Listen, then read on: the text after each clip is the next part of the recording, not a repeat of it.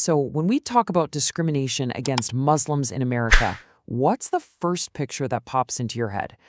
But is that picture accurate or is it, well, a little distorted? Today, we're going to dig into that. We'll look at the data, hear the stories, and really try to understand the reality of this issue, from the media's influence all the way to its profound human cost. Okay, first up, I just want you to look at this number, 357%. Just let that hang there for a second. Any guesses what that could possibly represent?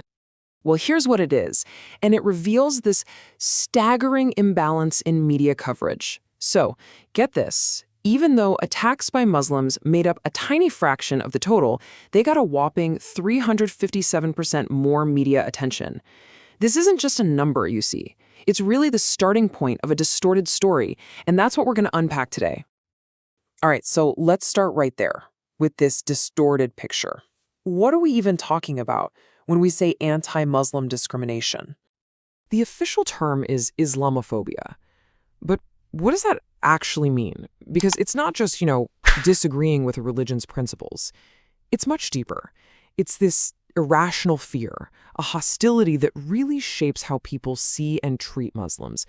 And that's the core idea we're going to be exploring. And believe me, this is not a new thing. I mean, think back to 2008. Remember when a voter at a town hall called then-candidate Obama an Arab? Now, Senator McCain corrected her, right? But it was Colin Powell who really took it a step further with this incredible question. He was pointing out a prejudice that was already so baked into our politics that it had to be called out right then and there. So, that's the question, right? How does this distorted picture get created and then just reinforced over and over? Well, the sources we're looking at point to three huge drivers: the rhetoric we hear from leaders, what we see in the media, and the policies that get passed. Okay, speaking of the media, this next part is, honestly, it's pretty shocking. It's not just that the portrayal is negative. One study found that over 25 years, Muslims were framed more negatively than cancer and cocaine. Just let that sink in. How can an entire group of people be portrayed as worse than a deadly disease and a highly addictive drug? I mean, that's the power of a distorted narrative. And a lot of this rhetoric, it comes straight from the top. Just look at the difference between these two quotes. It's night and day. You got President Bush right after 9/11 making it super clear. Terror is not Islam. Islam is peace. Then you fast forward to 2015, and the language from then-candidate Trump is completely different. He's calling for a total ban on Muslims entering the country. It just goes to show you how words from our leaders can either build bridges or, well, build some pretty high walls. And let's be clear, these words have real-world consequences. This chart shows a pretty direct line between what a president says and what happens on the street. After President Bush's speech, you see hate crimes against Muslims actually go down. But after President Trump's call for a ban, they went through the roof. It's just such a stark reminder that rhetoric isn't just hot air. It can absolutely incite violence. And here's the crucial next step. This kind of feeling, this rhetoric, it doesn't just stay as speeches. It actually gets written into law. It becomes official policy. You see it in things like the Patriot Act, stricter visa programs that target people from certain countries, and of course, the travel bans. All of these things basically institutionalize that suspicion. Okay, so to really get the full picture of how this discrimination works, we have to talk about a concept called intersectionality. It sounds complicated, but the idea is actually pretty straightforward. It just means that a person isn't just one thing. Your identity has all these layers: race, gender, religion, class, and they all intersect. And because of that, someone can face multiple kinds of prejudice at the same time, which creates a really unique and often much harder experience. You can really see this play out with public figures like Congresswoman Ilhan Omar. Think about it. She's a Black woman, she's a Muslim, and she's a refugee in the very public arena of politics. So she faces prejudice from all these different angles. And this quote from her, it's just such a powerful clapback to everyone who tries to use her identity against her. She's basically saying, I'm not going anywhere. Which brings us to the really tough part of this, the impact, the actual real-world human cost of living under the shadow of this distorted picture. So let's start with something basic, getting a job. This data here shows a huge difference in who gets a call back for an interview. In certain counties, a candidate with a name that sounded Christian got a call back almost 23% of the time, but a candidate with a Muslim-sounding name, just over 6%. That is a massive roadblock to just getting your foot in the door, and it's based on nothing more than someone's perceived faith. And this isn't just some abstract study, right? This happens at big, well-known companies. I mean, the EEOC, that's the Equal Employment Opportunity Commission, they actually sued Abercrombie & Fitch for this exact reason. They refused to hire a woman because her headscarf didn't fit their so-called look. Okay, so it's not just about jobs. The impact on people's health it's really severe. The sources we looked at show that the constant, chronic stress of dealing with prejudice and stigma, it's not just in your head, it actually shows up in your body. We are talking about higher risks for really serious stuff like hypertension, heart disease, and diabetes. And that risk gets even worse when Muslims actually go to get medical help. In one study, the most common type of discrimination they faced in a healthcare setting was simply being excluded or ignored by staff. But it wasn't just that. It ranged all the way from offensive comments to, in a few horrifying cases, actual physical assault. And that threat of physical violence is just devastatingly real. The sources tell the story of one American Muslim woman, identified only as FK. She was in a store when someone attacked her, slammed her to the ground, and choked her with her own headscarf. It's just a terrifying reminder of how ugly rhetoric can turn into brutal, one-on-one violence. But maybe the most heartbreaking impact of all is on the kids, on the next generation. Can you imagine being a child and feeling like you have to choose between your faith and your country? Well, one study found that a full 50% of Muslim American kids believed it's just not possible to be both Muslim and American. I mean, that's a soul-crushing identity crisis being forced on children by the world around them. So, okay, given this really troubling picture we've painted, where do we go from here? What are the pathways forward? How can we possibly break this cycle? Well, one really promising idea that comes up in the sources is a social science theory called the contact hypothesis. And the core idea is actually super simple, but it's also incredibly powerful.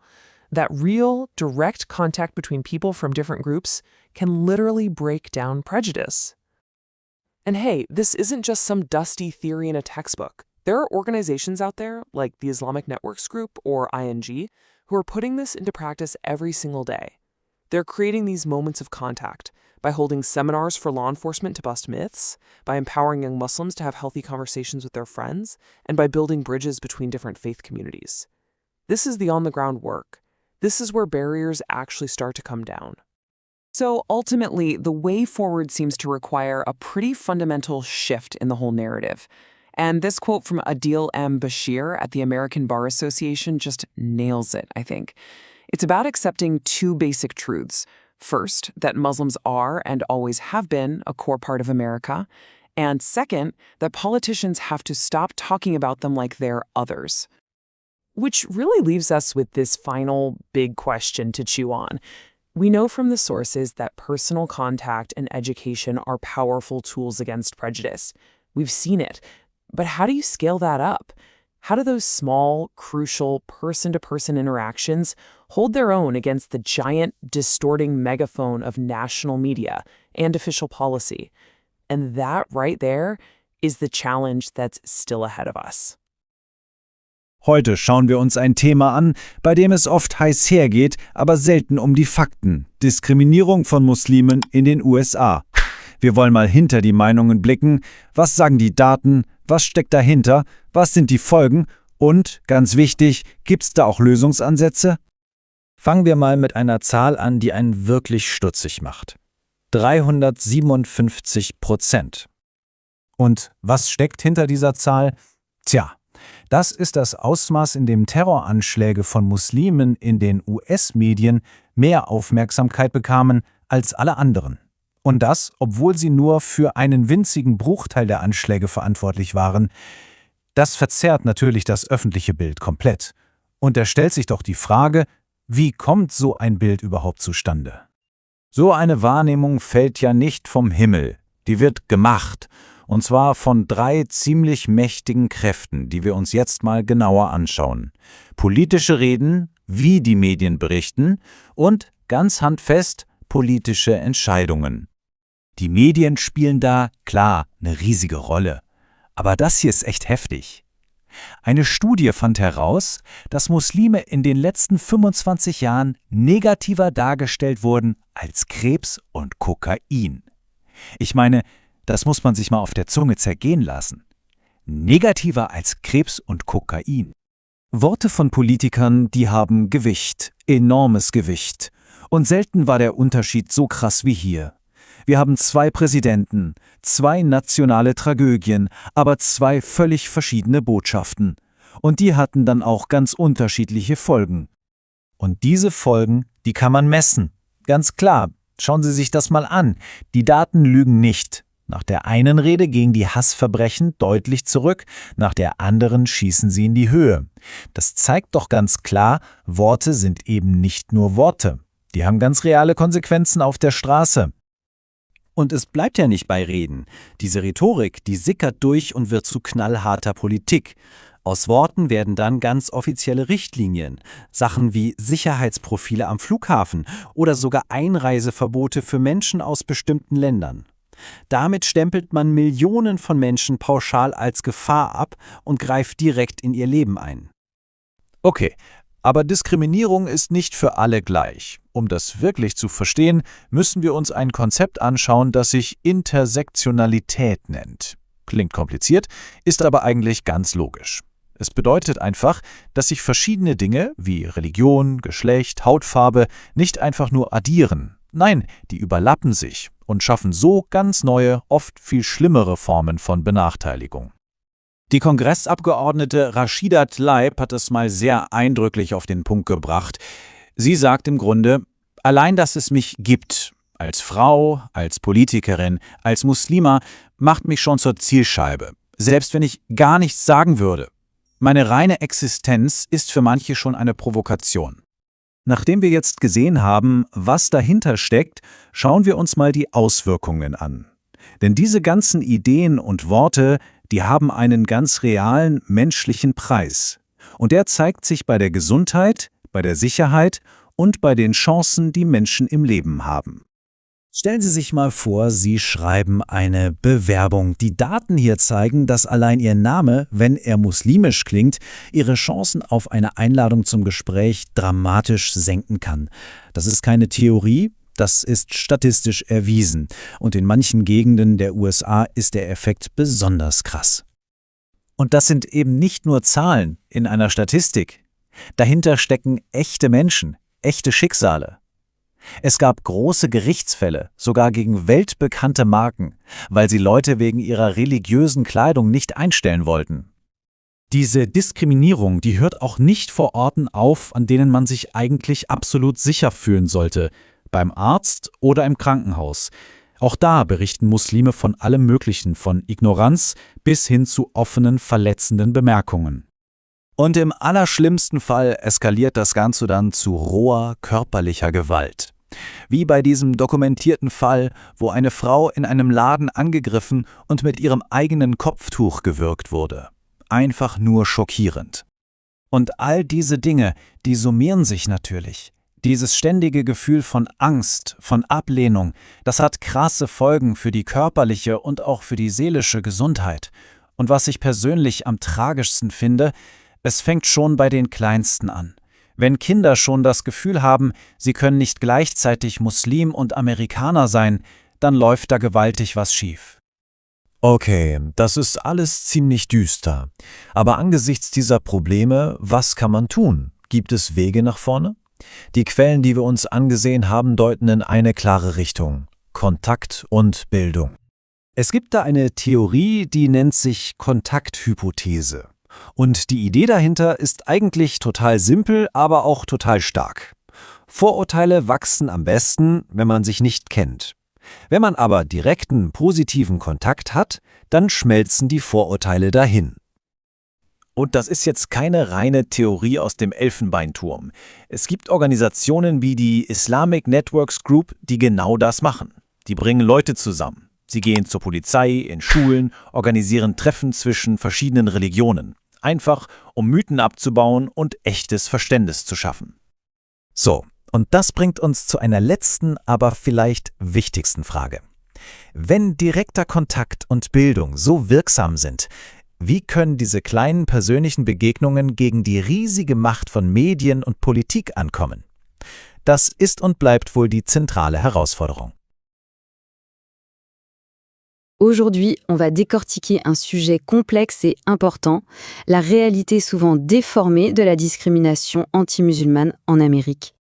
Et on va commencer fort avec un seul chiffre, 357%. Un chiffre qui claque, non? On se demande tout de suite ce qu'il peut bien représenter. Justement, derrière ce nombre, il y a une question essentielle. Qu'est-ce que ça veut dire concrètement pour des millions de personnes? C'est ce fossé entre la perception et la réalité qu'on va explorer ensemble. Alors pour y voir plus clair, voici notre parcours. On va d'abord voir comment la réalité est déformée, puis on analysera ce qu'on peut appeler l'architecture du préjugé.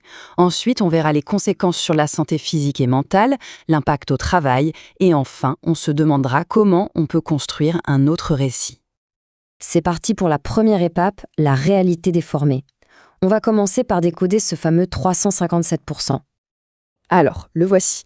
Entre 2006 et 2015, les attentats commis par des personnes s'identifiant comme musulmanes représentaient en fait seulement 12,5% de toutes les attaques aux États-Unis. Et pourtant, ces mêmes attaques ont reçu 357% d'attention médiatique en plus. C'est une disproportion absolument massive qui, forcément, façonne la perception du public. Eh bien, ce phénomène porte un nom, l'islamophobie. Il s'agit de ce préjugé, de cette hostilité qui se traduit par une peur, une haine quasi irrationnelle envers l'islam et ceux qui le pratiquent. Et parfois, ce discours va très, très loin jusqu'à devenir choquant. Cette citation, elle vient d'une journaliste connue, « Nous devons les tuer ». Ça montre bien comment certaines figures médiatiques peuvent jeter de l'huile sur le feu. Profitons-en pour clarifier un mot qu'on entend partout, souvent à tort et à travers, le djihad. On le traduit souvent par guerre sainte, mais son sens premier, c'est en fait une lutte intérieure, le combat personnel de chacun pour vivre en accord avec sa foi. D'accord, on a vu comment la perception est déformée. Maintenant, voyons comment ce préjugé est non seulement entretenu, mais carrément construit. C'est ce qu'on va appeler l'architecture du préjugé. Cette chronologie est très parlante. Elle montre un lien quasi direct entre le discours politique et les actes haineux. Juste après le 11 septembre, George Bush parle de religion de paix et les crimes de haine chutent. À l'inverse, quand Donald Trump appelle à interdire l'entrée des musulmans, la violence explose immédiatement. Cette tendance est ensuite confirmée et même amplifiée. Le contraste est vraiment saisissant quand on met les deux discours côte à côte. D'un côté, des mots qui tentent d'unir et de l'autre, des mots qui divisent. Et comme les chiffres le montrent, l'impact de ces deux approches est profond et immédiat. Mais ça va au-delà des mots. Les politiques elles-mêmes peuvent ancrer la discrimination dans le système. Des lois comme le Patriot Act ou des pratiques comme le profilage de sécurité, même si elles sont pensées pour protéger, peuvent finir par traiter des populations entières comme une menace. Et là, le préjugé devient institutionnel. Mais tout ça, quel est le coût humain? Quel impact cette architecture du préjugé a-t-elle sur les gens, dans leur corps et dans leur esprit? Parce que la discrimination, ce n'est pas juste une idée en l'air. C'est un stress chronique et ça a des conséquences physiques très concrètes et mesurables. Plus d'hypertension, de diabète, de problèmes cardiaques, des complications à la naissance et même un risque de cancer plus élevé. Et ce stress est encore pire quand la discrimination s'invite là où on devrait se sentir en sécurité, dans le système de santé. Une étude a montré que 40% des musulmans interrogés se sont sentis exclus ou ignorés. Près d'un tiers ont eu des problèmes à cause de leur tenue. Forcément, ça brise la confiance et ça peut empêcher l'accès à des soins corrects. Les conséquences psychologiques sont tout aussi graves, en particulier chez les plus jeunes. Et face à cette réalité qu'on décrit, ce chiffre est sans doute l'un des plus lourds de sens. 50%, la moitié des jeunes enfants musulmans américains étudiés pensent qu'il est impossible d'être à la fois musulman et américain. C'est une véritable crise d'identité qui s'installe dès le plus jeune âge. Cette crise a aussi des conséquences très concrètes sur le plan économique. On va donc s'intéresser à la discrimination sur le lieu de travail. Là encore, les données sont sans appel. Dans les comtés républicains qui ont été étudiés, les candidats avec un nom à consonance chrétienne ont été rappelés pour un entretien dans presque 23% des cas. Pour les candidats musulmans, le chiffre tombe à 6,25%. Ça veut dire que, juste à cause d'un préjugé, la porte de l'emploi est beaucoup plus difficile à ouvrir. Et ce n'est pas juste une question de statistiques. On a des exemples bien réels, comme celui d'Abercrombie & Fitch, qui a été poursuivi en justice pour avoir refusé d'embaucher une femme simplement parce qu'elle portait un hijab. Ça montre bien comment ces préjugés se transforment en décisions bien concrètes. Alors, face à ce constat assez sombre, que peut-on faire? Est-ce qu'il y a des solutions? Explorons quelques pistes pour justement forger un nouveau récit. Une première approche, elle est technologique. L'Anti-Defamation League a mis au point un outil d'intelligence artificielle, l'Online Hate Index. En gros, des humains apprennent à une IA à reconnaître des discours haineux. Et le système devient capable de les repérer tout seul avec une très bonne précision, jusqu'à 85%. C'est une façon de surveiller et de contrer le phénomène à grande échelle. Une autre solution vient plutôt des sciences sociales. C'est l'hypothèse du contact. L'idée est simple mais puissante. Le contact direct, la collaboration entre des gens de groupes différents sur un pied d'égalité, ça permet de casser les stéréotypes et de réduire les préjugés. C'est tout simplement l'idée qu'apprendre à se connaître, ça aide à mieux se comprendre. Finalement, cette citation de Colin Powell en 2008 résume parfaitement l'enjeu. La question n'est pas de savoir si quelqu'un est musulman ou pas, mais de remettre en cause l'idée même que ça puisse être un problème. La réponse est non, c'est une défense puissante des idéaux d'inclusion. Tout cela nous laisse avec une question fondamentale. Quand on voit le lien entre les paroles des dirigeants, la couverture médiatique et la violence bien réelle, on est obligé de se demander à quel moment le discours politique cesse d'être une simple opinion pour devenir un véritable danger public. Hola, en este análisis vamos a sumergirnos en un tema complejo: las raíces y el impacto de la discriminación contra las personas musulmanas en Estados Unidos. Veremos cómo la percepción pública y el discurso político han ido moldeando una realidad a menudo muy difícil. Para empezar, quiero que nos fijemos en esta cifra, 357%. Parece una barbaridad, ¿verdad? Pues bien, esta es la atención mediática extra que recibieron los ataques terroristas cometidos por musulmanes en Estados Unidos entre 2006 y 2015, si lo comparamos con ataques de otros grupos, una desproporción tan grande que como mínimo nos hace plantearnos por qué. Y aquí es donde la cosa se pone todavía más interesante. Porque a pesar de esa cobertura mediática masiva, los ataques perpetrados por musulmanes fueron solo el 12,5% del total en ese mismo periodo. Lo que vemos en esta gráfica es un abismo enorme entre lo que se cuenta y lo que realmente pasa. Entonces, ¿cómo se crea esta imagen tan distorsionada? Vamos a empezar a desgranarlo. Y el primer punto de parada, como es lógico, es el papel de los medios de comunicación. A ver, esto es increíble, de verdad, hay que pararse a pensarlo un segundo. Un estudio concluyó que durante 25 años los musulmanes tuvieron una imagen más negativa en los medios que el cáncer y la cocaína. Cuando se presenta a un grupo de personas como algo peor que una enfermedad mortal, ¿qué tipo de percepción se está construyendo en la sociedad? Y ojo, que esta negatividad no siempre es sutil o está entre líneas. A veces es así de directa y violenta. Una frase como esta, dicha por una presentadora de un canal de noticias, ya no solo desinforma, sino que directamente alimenta un ambiente de miedo y de odio. Todo este contexto nos lleva a un término clave que es importante definir bien: la islamofobia. No es un simple prejuicio, es una hostilidad, un odio irracional y un miedo hacia el Islam y sus fieles. De hecho, a menudo se habla de ella como una forma de racismo antimusulmán. Bien, ya hemos visto el papel de los medios, pero la narrativa no se queda ahí, salta a la esfera política, y es ahí donde las palabras empiezan a tener consecuencias. Bueno, consecuencias muy reales. Fijaos en este contraste, porque es brutal. Dos tragedias nacionales, dos presidentes, dos respuestas que no podrían ser más opuestas. Por un lado, tras el 11S, George W. Bush, que se esforzó en separar el terrorismo de la fe. Su mensaje fue «El Islam es paz». Por otro lado, tras un tiroteo, Donald Trump, que pidió un cierre total y completo a la entrada de musulmanes. Dos enfoques radicalmente distintos.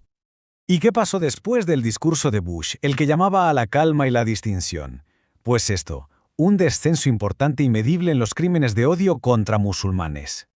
En cambio, tras la retórica que pedía una prohibición, ocurrió justo lo contrario, un pico de crímenes de odio, 15 incidentes en solo 5 días. Queda bastante claro que las palabras no se las lleva el viento, ¿verdad? Vale, hemos hablado de medios, de políticos, pero ¿cómo se traduce todo esto en el día a día de la gente? Ahora vamos a ver el coste humano, el más tangible de todos.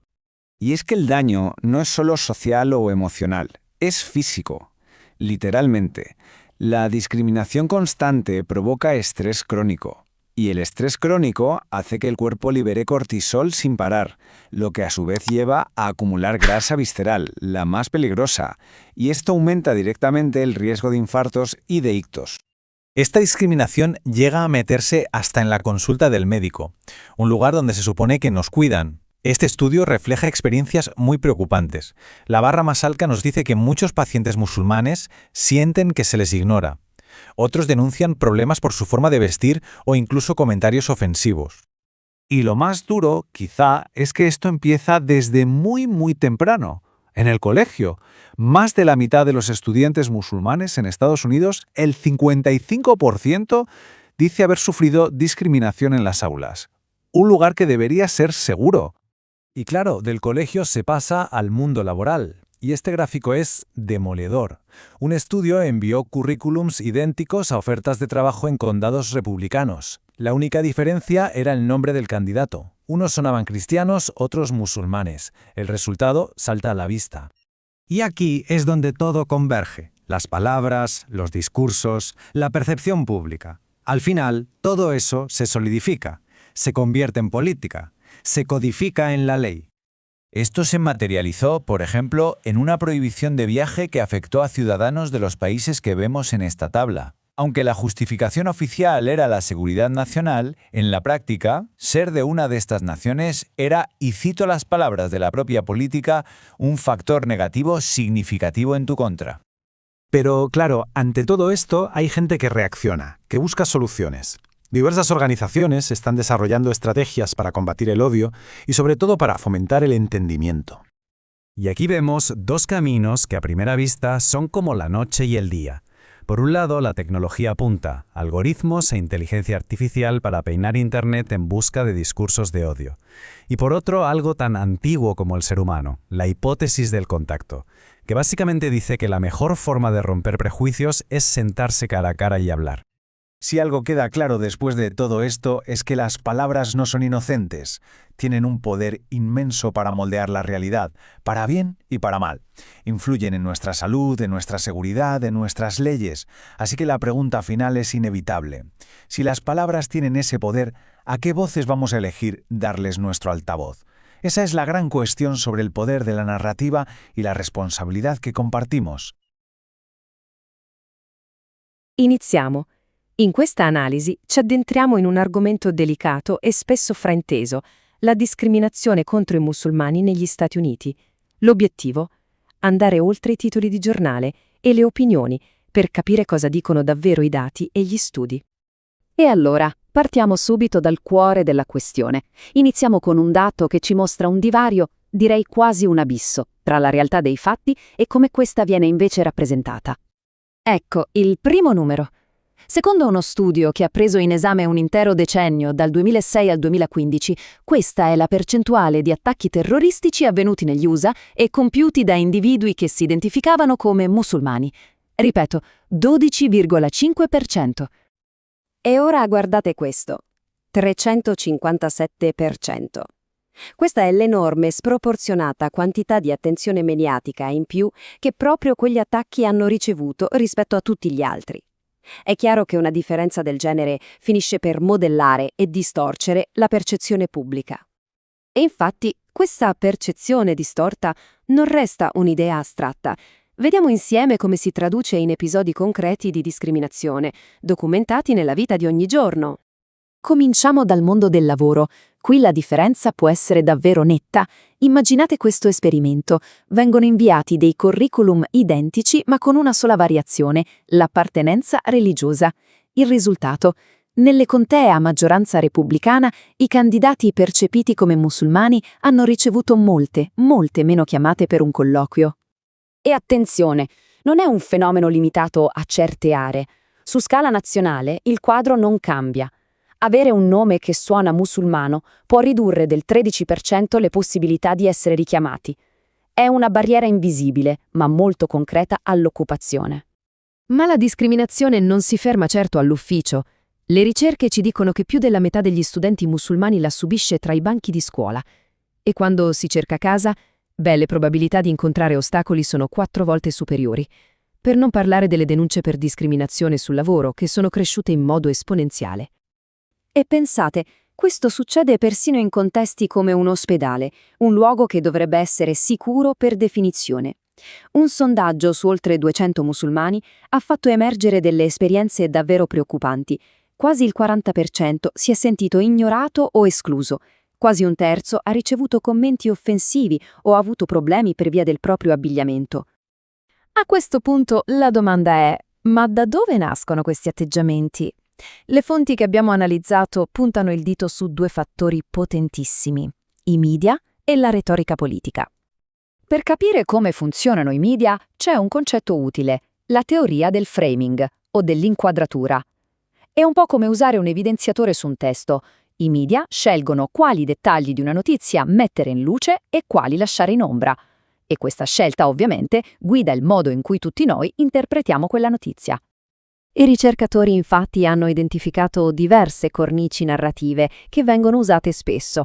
Per esempio, una storia può essere raccontata come un conflitto e quindi si enfatizza lo scontro, oppure come una storia umana e ci si concentra sull'emotività. La cornice scelta cambia completamente la percezione della storia stessa. Le fonti che abbiamo consultato suggeriscono che ci sia una connessione diretta, quasi matematica, tra il tono usato dai leader politici e il numero di crimini d'odio. Da una parte, un discorso che parla di pace sembra coincidere con un calo degli attacchi. Dall'altra, una retorica che divide sembra avere l'effetto opposto, un'impennata immediata della violenza. Ma la cosa forse più sottile e interessante è questa. Un'analisi suggerisce che anche frasi apparentemente positive come quelle che vediamo qui possono in realtà rafforzare l'idea che esista un noi e un loro, quasi a suggerire che i musulmani debbano costantemente dimostrare di essere pacifici. Ed è fondamentale capire che queste parole, questi pregiudizi, non sono aria fritta. Hanno delle conseguenze molto reali, misurabili, sulla salute e sul benessere delle persone. Lo stress cronico, che deriva dal sentirsi costantemente giudicati e stigmatizzati, è stato collegato, dalla ricerca scientifica, a una lista impressionante di problemi di salute fisica molto seri. E il bilancio per la salute mentale non è da meno. Parliamo di ansia, depressione, disagio psicologico, condizioni che non solo minano il benessere di adulti e bambini, ma che a loro volta possono peggiorare i rischi per la salute fisica. Questa frase, secondo me, è potentissima. Illustra alla perfezione la crisi di identità che tutto questo può generare, soprattutto nei più giovani che si trovano a lottare per capire quale sia il loro posto nel mondo. Di fronte a un quadro così complesso, viene spontaneo chiedersi: e quindi, che si può fare? Le ricerche che abbiamo esaminato, per fortuna, non si fermano alla diagnosi del problema, ma provano anche a esplorare delle possibili soluzioni. Una delle teorie più solide nelle scienze sociali per ridurre il pregiudizio si chiama ipotesi del contatto. L'idea di fondo è abbastanza intuitiva. Mettere in contatto diretto persone di gruppi diversi può aiutare a smontare stereotipi e barriere. Attenzione però, non basta mettere le persone nella stessa stanza e sperare che tutto si risolva. La ricerca è molto chiara. Perché il contatto funzioni, devono esserci delle condizioni precise. I gruppi devono sentirsi alla pari, devono avere uno scopo comune e, cosa cruciale, devono sentire il supporto delle istituzioni. Se manca anche solo uno di questi elementi, il rischio è che il contatto non solo non aiuti, ma peggiori le cose. E ci sono organizzazioni come Islamic Networks Group o ING che stanno già mettendo in pratica questa teoria. Lo fanno con seminari, programmi per i giovani e iniziative di dialogo interreligioso, cercando di creare proprio quelle condizioni positive di cui parlavamo. E questo ci porta alla domanda finale, quella forse più importante. Come possiamo prendere questi principi che funzionano su piccola scala e applicarli a tutta la società per innescare un cambiamento reale e duraturo?